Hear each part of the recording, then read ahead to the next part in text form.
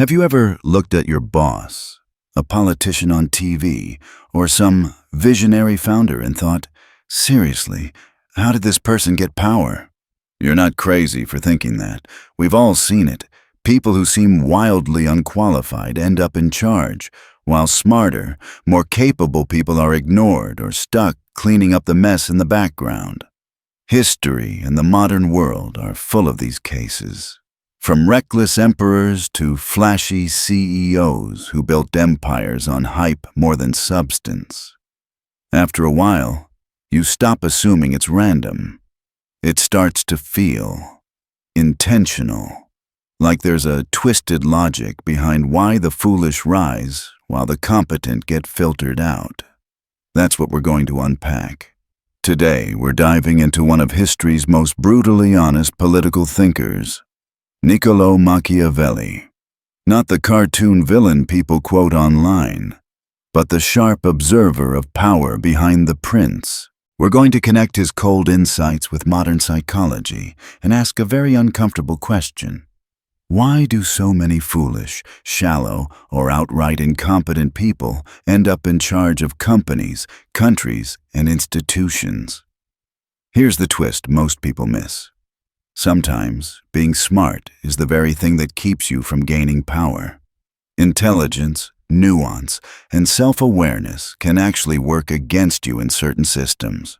If you don't understand how those systems reward the worst qualities, you'll keep believing things are fair and keep getting blindsided by those who know they aren't.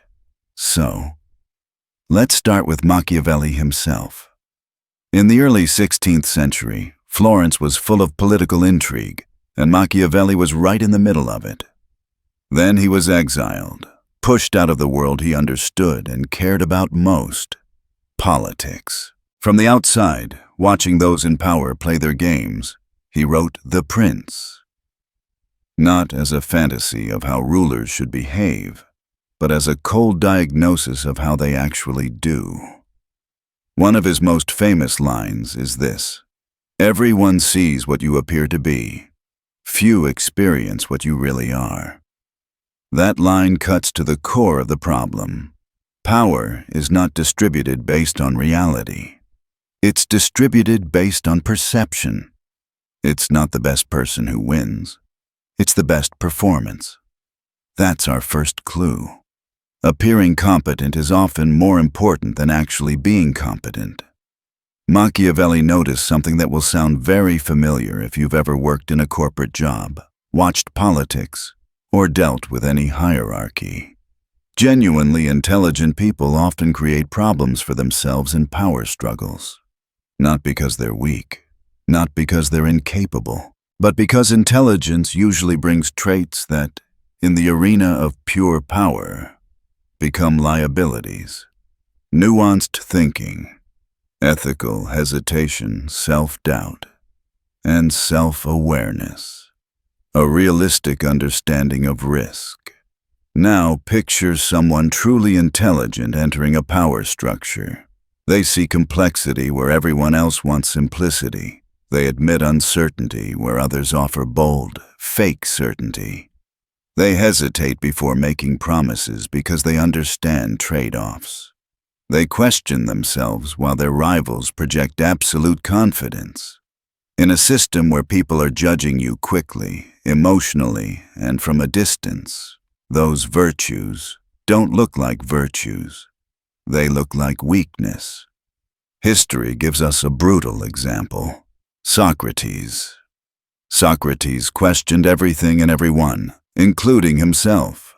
His famous line, "I know that I know nothing," made him a giant in philosophy, but a failure in politics. In Athenian democracy, that attitude didn't win trust. It made him look dangerous and out of step with the crowd, and eventually they executed him. Now compare that with populist leaders throughout history who rose to power by doing the opposite. They didn't question everything. They claimed to know everything. They didn't show doubt. They promised certainty. They didn't invite complexity. They offered simple answers with absolute confidence. Modern research suggests this pattern hasn't gone anywhere. A study published in 2017 in the Journal of Management suggested that intelligence helps leadership only up to a point, roughly up to an IQ of 120. Beyond that, extra intelligence doesn't make you more likely to be seen as a leader. It can even start to backfire. Why? Because very intelligent people often think and communicate in ways others can't easily follow. They see too many angles. They talk in ifs, buts, and maybes. They notice details, exceptions, caveats. To another smart person, that sounds honest and sophisticated. To most people trying to choose a leader, it can sound confusing, detached, or too theoretical. So what happens? The person who genuinely understands the situation might be sidelined because their thinking doesn't translate into a simple, emotionally satisfying story. Meanwhile, someone with far less understanding but much more confidence steps in, simplifies everything, and says, "Here's the answer. It's easy. Trust me." Who do people follow? The one who makes them feel smart and safe, not the one who actually is smart. Whether or not you fully buy that study, it forces a hard question. If raw intelligence isn't what reliably gets people into power, what does? Because if intelligence can become a handicap, something else has to be doing the heavy lifting. And that something else is where things start to get dark and very Machiavellian. Think about the loudest, most confident person you've ever seen in a meeting, a classroom, or a social group. The one whose ideas weren't necessarily the best, but somehow they still set the direction. They talked the most, sounded the surest, and people just kind of went along. This isn't just a personality quirk. It's a psychological bias built into the way our brains judge other people. Over the last few decades, psychologists have studied it and given it names, like the Dunning-Kruger effect and overconfidence bias. But Machiavelli would have recognized the pattern instantly. We confuse confidence with competence. We assume that someone who is certain must know what they're talking about. We assume that decisiveness means clarity, that strong emotion means strong logic. And once those shortcuts kick in, the stage is perfectly set for the wrong people to rise. In the next part, we're going to dig deeper into that bias, how the Dunning-Kruger effect works, why fools so often think they're brilliant, and why truly competent people tend to doubt themselves. And we'll see how that imbalance becomes rocket fuel for the rise of foolish leaders in politics, business, and everyday life. Let's dig deeper into one of the most uncomfortable truths about human psychology, a truth that quietly fuels the rise of incompetent leaders everywhere. In the 1990s, psychologists David Dunning and Justin Kruger discovered a cognitive bias so strange and counterintuitive that it's now famous: the Dunning-Kruger effect. In simple terms, it means this: people with limited knowledge massively overestimate their competence. Meanwhile, genuine experts underestimate theirs because they're aware of everything they don't know. Shakespeare said it centuries earlier, "The fool doth think he is wise, but the wise man knows himself to be a fool." Machiavelli would have nodded in agreement. He understood that the appearance of confidence is often more persuasive than actual ability. And modern research doesn't just support this, it makes it even more alarming. A 2020 study in the Journal of Personality and Social Psychology found that people who projected overconfidence were consistently perceived as leaders by their peers, regardless of how competent they actually were. In other words, the illusion of certainty beats the reality of expertise. If you've ever watched someone bluff their way into authority, you've witnessed this effect firsthand. Think about figures like George Armstrong Custer. His reckless confidence led to disastrous decisions on the battlefield, yet his boldness earned him promotions and admiration along the way. Or take the tech world. Founders who speak in grand visionary terms often attract millions in investment even before their ideas have been tested. Adam Neumann from WeWork is the perfect modern example. His business model was shaky, his numbers didn't add up, but his confidence? Unshakable. That confidence attracted billions of dollars and created a cult-like following. Investors saw certainty, not competence.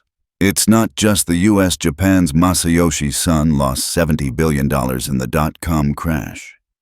Yet he maintained investor trust through sheer force of charisma. Russia's oligarchs rose not through brilliance, but through confidence, connections, and ruthlessness.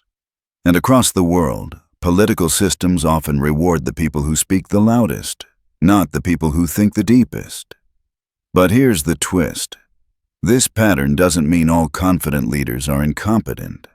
It means we reward confidence so automatically that incompetent people get an enormous advantage simply because they don't realize their own incompetence. That's the Dunning-Kruger effect in action. Meanwhile, competent people, the ones who see the complexity of problems, often hesitate. They pause. They weigh trade-offs. They question themselves. And to an audience that craves certainty, that hesitation looks like weakness.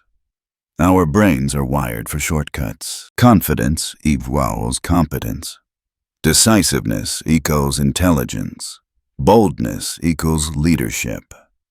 Those shortcuts helped our ancestors survive in simpler environments. But in the complex, fast-moving world we live in today, they create a dangerous mismatch between who should lead and who does. And this leads to something even worse. Once an incompetent person rises to power, they don't just sit there. They reinforce the system that got them there. Machiavelli wrote, "The first method for estimating the intelligence of a ruler is to look at the men he has around him." Pay attention to that line, because it reveals one of the most destructive mechanisms in power structures. Incompetent leaders tend to surround themselves with people even less competent than they are. Why? Because competent subordinates threaten them. A weak leader knows, at least subconsciously, that a smarter, more capable person could expose them or replace them. So instead of choosing talent, they choose loyalty. Instead of selecting people who challenge them, they choose people who flatter them. And this has a cascading effect. Incompetence becomes institutionalized. It spreads like a virus throughout the organization. We've seen this play out repeatedly throughout history. In Emperor Commodus's court, capable administrators were replaced by flatterers, entertainers, and fools, accelerating Rome's decline. In modern Brazil's system of political appointments, many roles are filled through favors and loyalty rather than merit. In Zimbabwe under Mugabe, competent officials were systematically purged in favor of loyalists, contributing to massive economic devastation. Psychologists have a name for this phenomenon: competence threatening. Organizational scientists call another dimension of it homophily, the tendency for people to surround themselves with others who resemble them. Combine these two forces and you get a downward spiral. Weak leaders build weak teams, who in turn choose even weaker people to avoid challenging their bosses. Over time, you get entire institutions filled with individuals selected not for ability, but for their lack of threat. Have you ever worked somewhere where asking difficult questions was discouraged? Where pointing out a flaw made you negative or not a team player? Where leadership seemed strangely allergic to smart people? That's this dynamic at work. But we're not done yet. The rise of incompetent leaders isn't just about confidence and bias.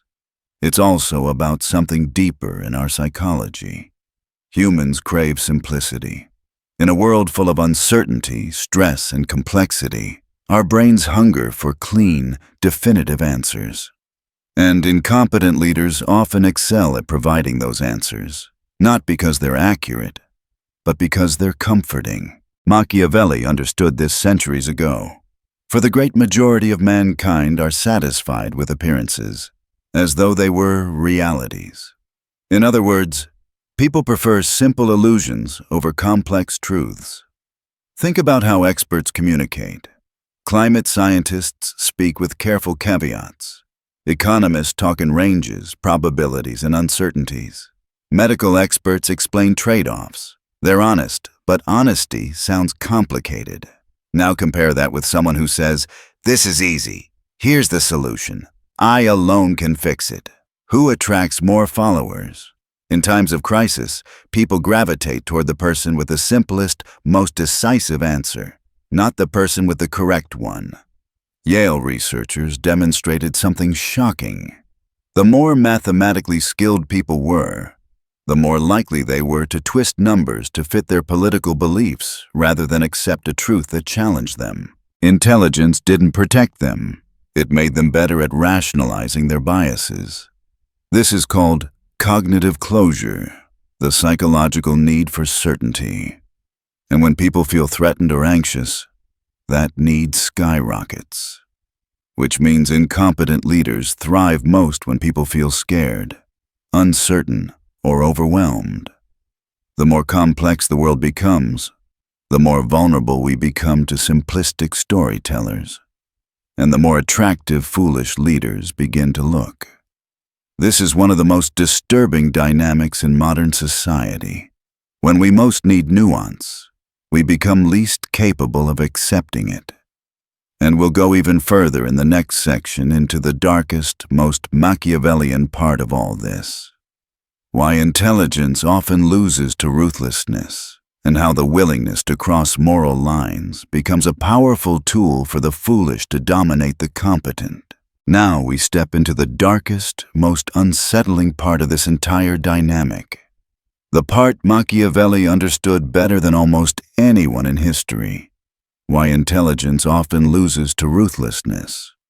Why people with strong ethics, empathy, and nuanced thinking routinely get defeated by people who feel no such constraints. And why moral intelligence, instead of being a strength, can become a heavy, crippling weight in the struggle for power. Machiavelli's most infamous line captures this with brutal clarity. It is necessary for a prince who wishes to maintain his position to learn how not to be good. People often misinterpret this as him praising cruelty, but he wasn't advocating evil. He was exposing a brutal truth. In real power struggles, those who are willing to cross ethical lines have access to strategies that morally constrained individuals do not. And when two people compete, one with limits, one without the one without limits, often wins. Let's break down why. Intelligent people tend to have highly developed moral reasoning. They see consequences. They imagine outcomes. They understand that actions don't happen in isolation. They ripple outward and affect others. They know that promises create obligations, that lies have long-term costs, and that trust is fragile. But in a ruthless competition, this thoughtful hesitation slows them down. While the intelligent person is analyzing, reflecting, and evaluating risks, the unethical competitor is already acting. This dynamic appears in politics, business, and even small workplace conflicts. Think about two political candidates. One refuses to lie, refuses to manipulate emotions, refuses to weaponize fear. The other will say anything, promise anything, and play on every insecurity their audience has. Which one gains traction faster? In many cases, it's the one willing to cross lines. Because they can operate in psychological territory the ethical candidate won't touch. History gives us a perfect example. Cicero versus Julius Caesar. Cicero was brilliant, one of the greatest orators in human history, a defender of republican ideals, a man of deep principle. But those principles trapped him. He followed the rules of Roman politics while Caesar broke them systematically. Caesar crossed the Rubicon, both literally and symbolically, violating norms his opponents thought were sacred. Cicero hesitated because of ethics.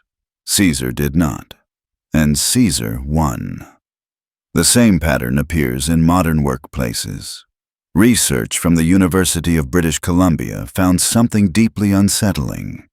Individuals with psychopathic traits, such as lack of empathy, manipulativeness, and superficial charm, are more likely to rise quickly when combined with social intelligence.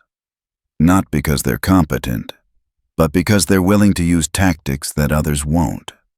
They lie. They flatter. They take credit for others' work. They sabotage rivals quietly.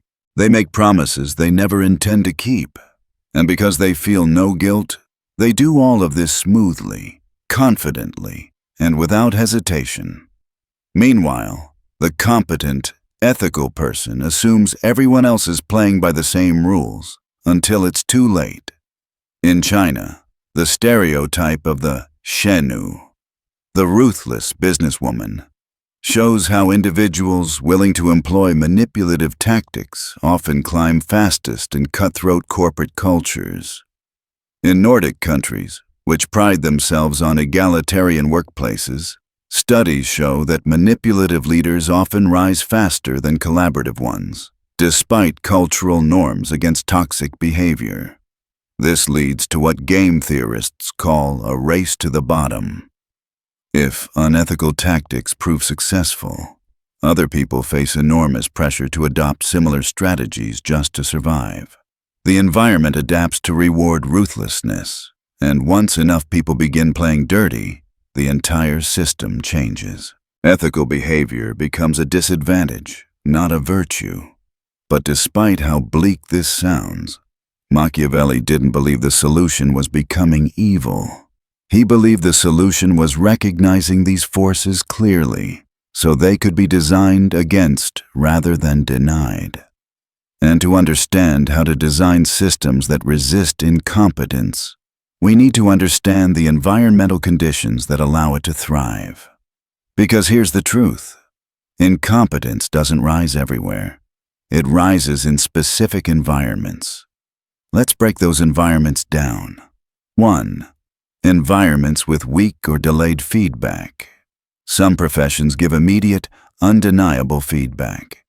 A surgeon whose patients die can't hide. An engineer whose bridge collapses can't bluff. These environments naturally filter out incompetence because the consequences are fast and visible. But political systems, bureaucracies, corporate hierarchies, and media ecosystems often offer slow, muddy, or easily manipulated feedback. A politician can blame their predecessor. A CEO can blame the market.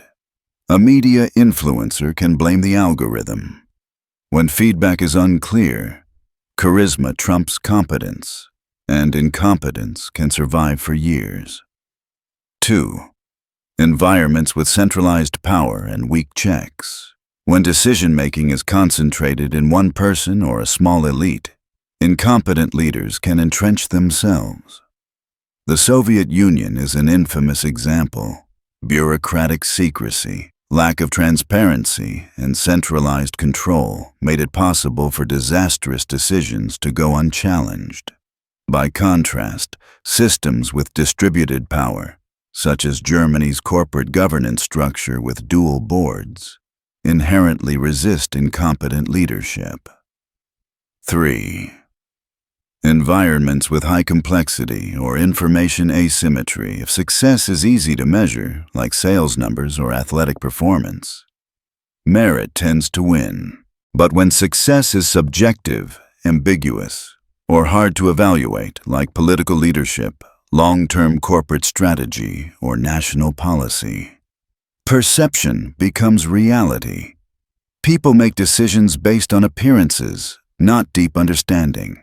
As Machiavelli said, men judge generally more by the eye than by the hand.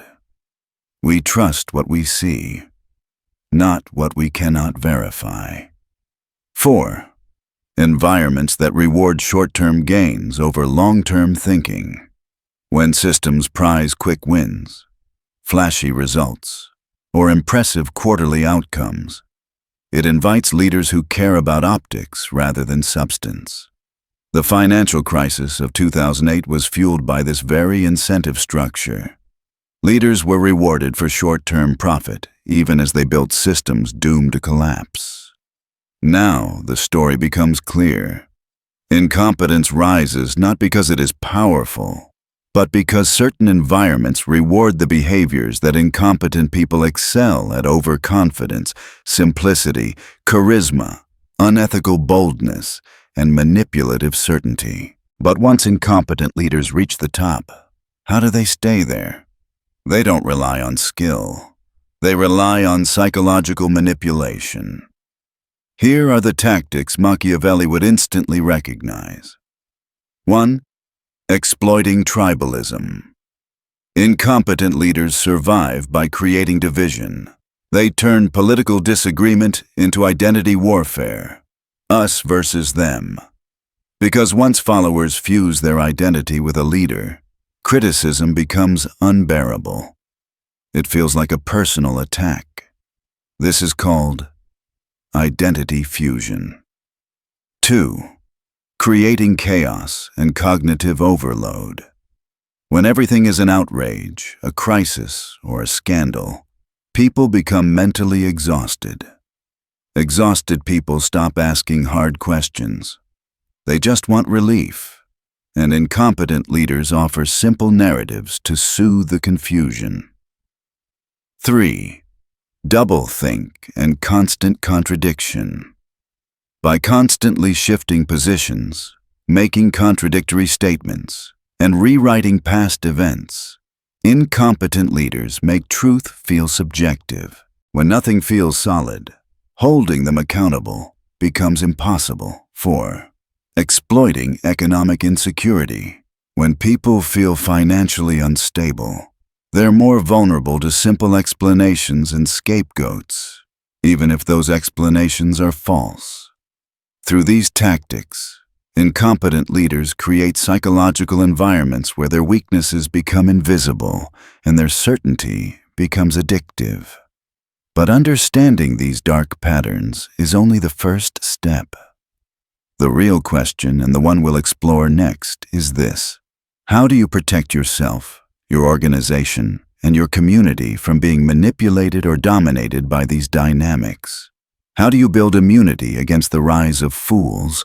That's where we're heading in the next part.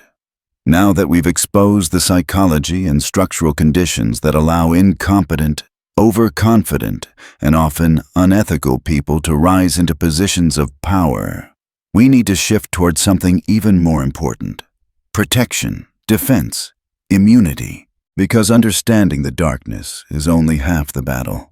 The other half is knowing how to keep it from swallowing you, your workplace, your community, or any system you're part of.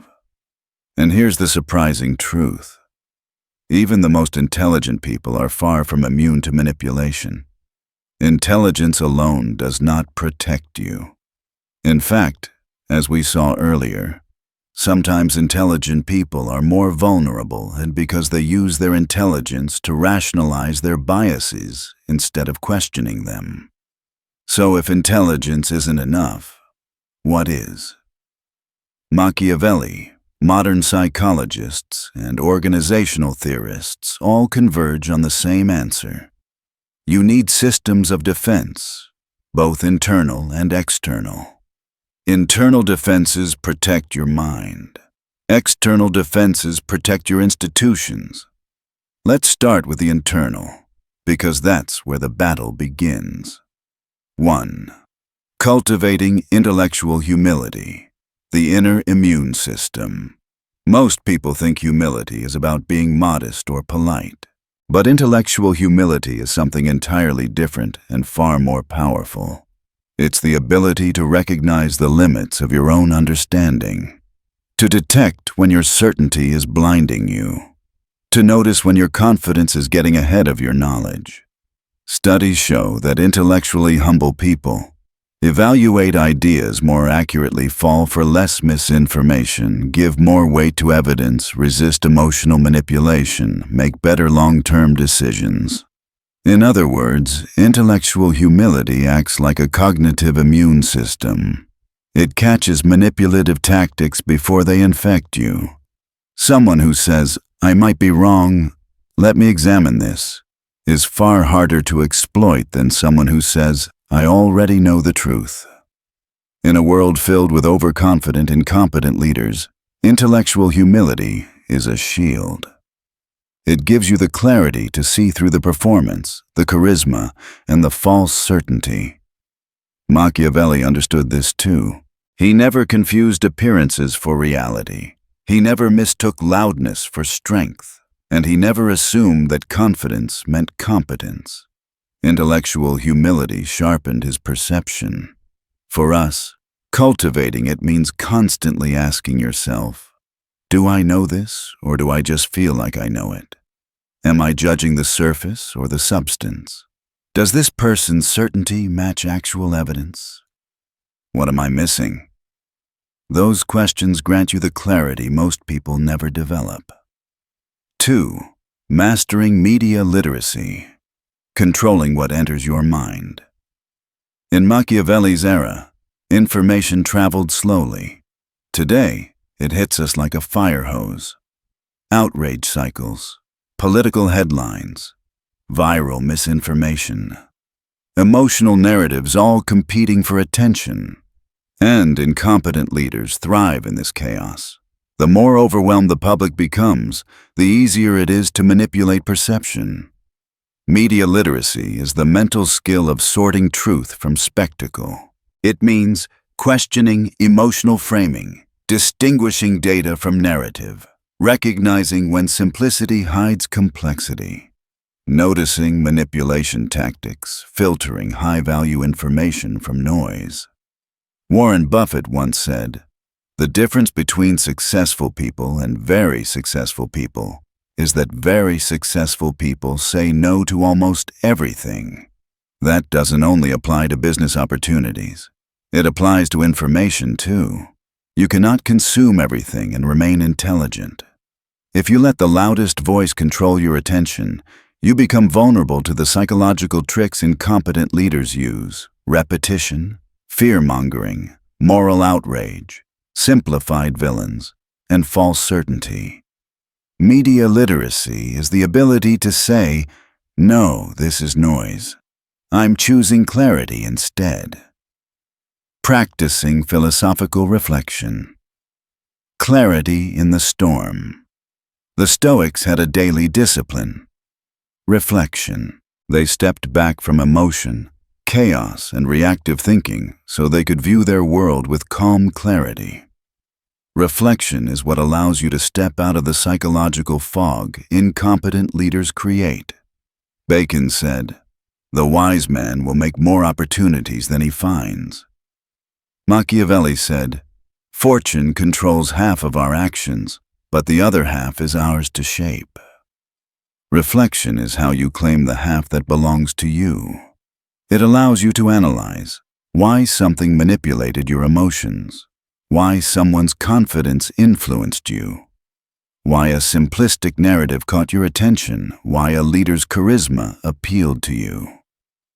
This practice makes your mind harder to capture, harder to trick, harder to push into tribal thinking or cognitive closure. With these 3 internal defenses, humility, media literacy, and reflection, you become a far less predictable target for manipulation. But internal defenses aren't enough. Even the strongest individuals can be overwhelmed by systems designed to reward incompetence. That brings us to the external defenses. The way societies, organizations, and communities can structurally resist the rise of fools. Building institutional immunity. The 3 pillars.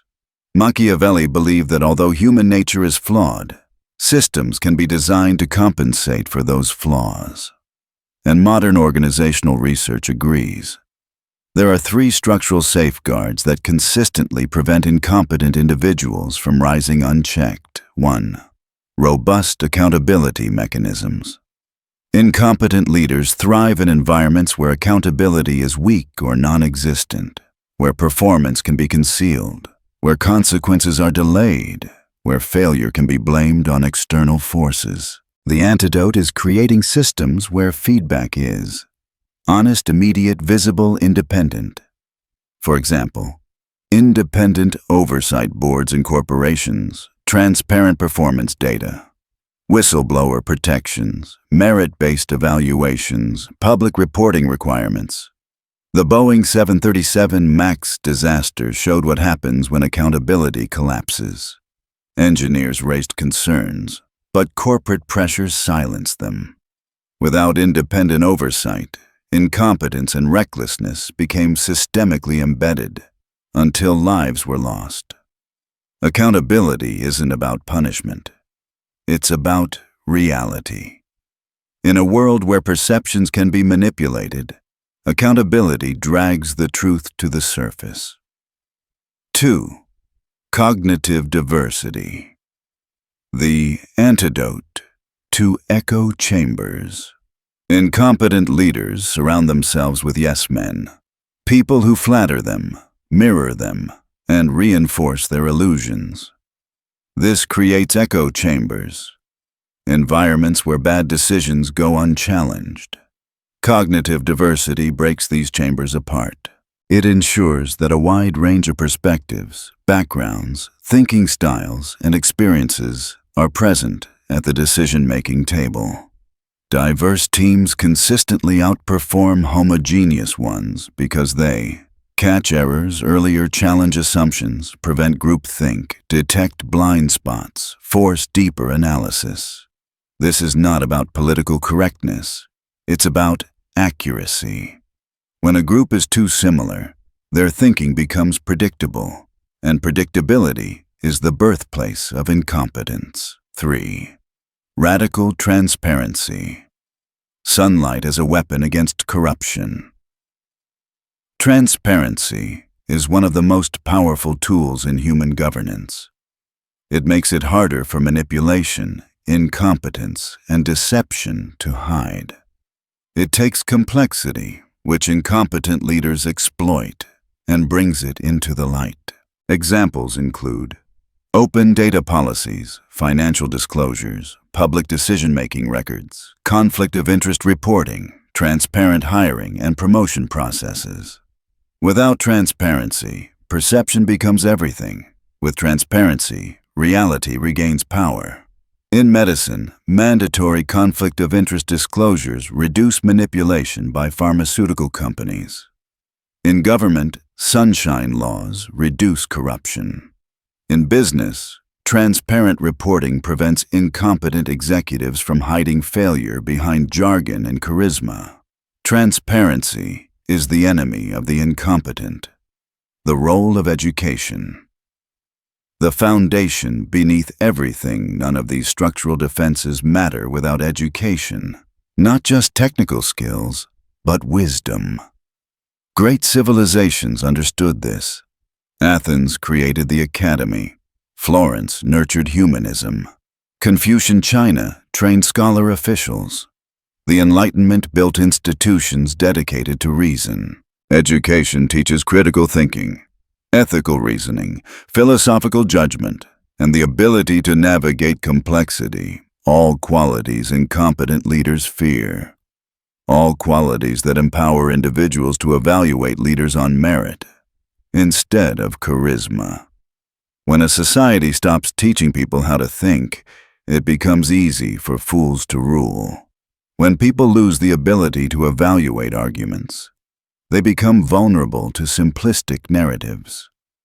When people lose the ability to question certainty, they become easy prey for confident incompetence. Education is not just about opportunity. It is about immunization. So, what does this mean for you? Some of these systems are beyond your control, but many are not. You can shape your workplace, your community, your relationships, and your personal mental habits to resist manipulation. And when you understand these patterns, you stop being confused by the rise of incompetent leaders. You stop being shocked when the loudest person wins instead of the smartest. You stop being blindsided by charisma. You stop mistaking certainty for competence. You stop expecting the world to reward intelligence automatically and start recognizing the structural and psychological forces that shape who rises and who falls. The next section will bring everything together and reveal Machiavelli's final message to us today, that exposing the darkness is the first step toward creating a world where merit, wisdom, and true intelligence can actually prevail. As we reach the final part of this journey, we return to Machiavelli, not the villain people imagine, but the realist who dared to describe power without illusions. He never wrote to glorify ruthless or incompetent leaders. He wrote to expose them, to show us why they rise, how they manipulate, and how we can protect ourselves from their influence. If Machiavelli observed today's world political chaos, corporate failures, empty charisma winning over real competence, he would repeat the same warning he gave centuries ago. See power as it truly is, not as you wish it to be. Because if you don't understand how foolish people gain power, you cannot prevent it. What Machiavelli really wanted us to see. He understood something timeless. People crave certainty more than truth. Confidence often outruns competence. Ethical hesitation slows intelligent people. Incompetent leaders survive by exploiting psychological weaknesses. He didn't admire these traits. He documented them so we could defend ourselves. His famous line captures the solution. It is not titles that honor men, but men that honor titles. Holding power doesn't make someone deserving of respect. Their actions determine their worth. This simple idea breaks the illusion incompetent leaders depend on, the illusion that authority equals wisdom. It doesn't, and once you stop confusing the two, their influence begins to fade. The psychology behind modern power. Everything we explored, overconfidence bias, Dunning-Kruger, tribal thinking, cognitive closure, shows that Machiavelli was right about human nature. People still follow simplicity over nuance, confidence over expertise, emotional certainty over complex truth. These instincts are ancient. They shape politics, workplaces, and culture today. And because they're so deeply rooted, systems must be built with these weaknesses in mind, or those weaknesses will be exploited. When accountability is weak, when transparency is low, when charisma goes unchecked, incompetence spreads. So, what can we do? You're not powerless. You can strengthen both yourself and the systems around you. 1. Strengthen yourself. Practice intellectual humility, sharpen your media literacy, and reflect daily. These habits protect your mind from manipulation and false certainty. 2. Strengthen your environment. Wherever you have influence, a workplace, a team, a community, promote transparency, accountability, and diverse viewpoints. These structures prevent incompetent people from rising unchecked. 3. Resist simple stories. Beware of anyone who claims, "I alone can fix it," or offers perfectly simple solutions to complicated issues. That's the hallmark of manipulative incompetence. Real intelligence embraces nuance. Real competence withstands scrutiny. Real leadership does not fear questions. The final message. A better world is possible. One where competence matters more than charisma, truth matters more than performance, and leaders earn their power rather than inherit it. But that future begins with awareness. Machiavelli's last gift is simple. Understanding the darkness doesn't corrupt you, it protects you and helps you create light.